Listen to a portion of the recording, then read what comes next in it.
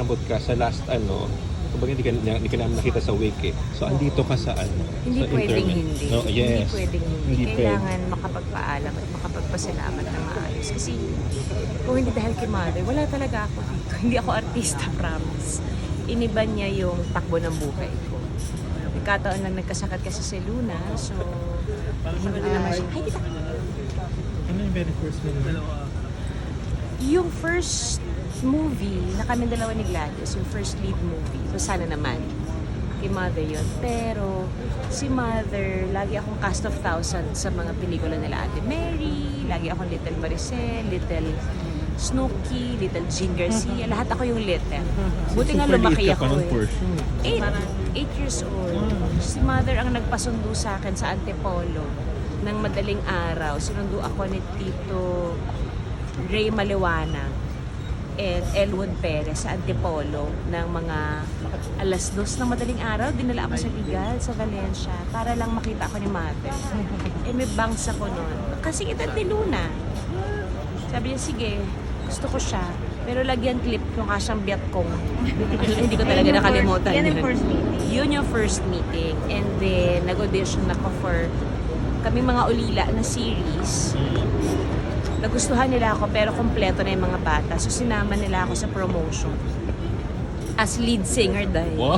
So, diba kay Mother na naman nagsimula yung pagiging singer. Nung pa nagsimula na. Oo. Si Mother talaga eh. May mga nakikita siyang hindi ko pinaniniwalaan. Kinapitan ko na lang.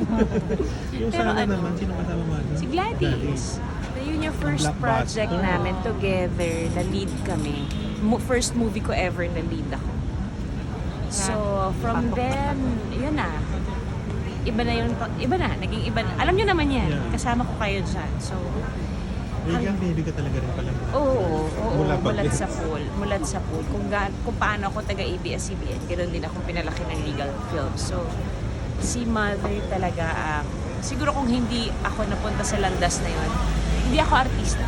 Hindi Pero talaga. yung very motherly experience mo, yung parang, Ay, nakita ko siya ng bato ng telepono ng bata ako. Nung kumukuha ako ng cheque. Hindi ko na kinuha yung cheque.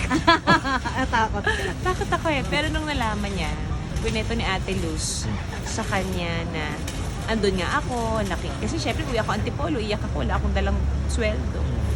Binigyan niya ako ng maraming chocolates nung pagbalik ko ng Regal. Tapos nagsasorry siya sa akin. Tapos after nun, parang naging, pag nakikita niya ako palagi may ganon, kasi sabi niya, dahil nga ang bilog-bilog ng mukha ko, swerte ako sa kanya. Ano nung masasabi? Kasi mahilig siya bibigay ng bahay, mga artista niya. Alam ko mahilig siya, pero hindi ako umabot doon. Hindi ako umabot doon. Pero ano talaga, kay Mother yung first movie contract ko.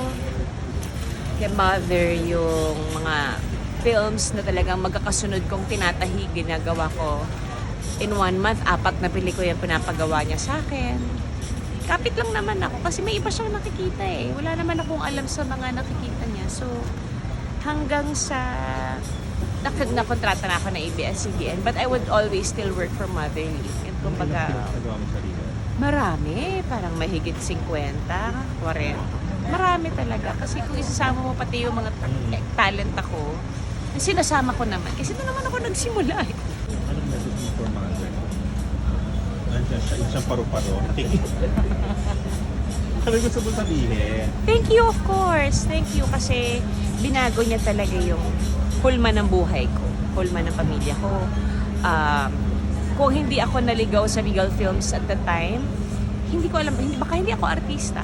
Kasi wala naman talaga sa kamalayan ko ang pagiging artista. But of course, syempre nandun ka. Sana makita ko yung sarili ko sa TV, ganyan. But si Mother talaga yung masabi kong nagkulay ng buhay namin. Naming pamilya. Iniba niya ang takbo at landas ng buhay. Kasi if it weren't for Mother, wala ako dito. Totoo yun. Totoo talaga yun.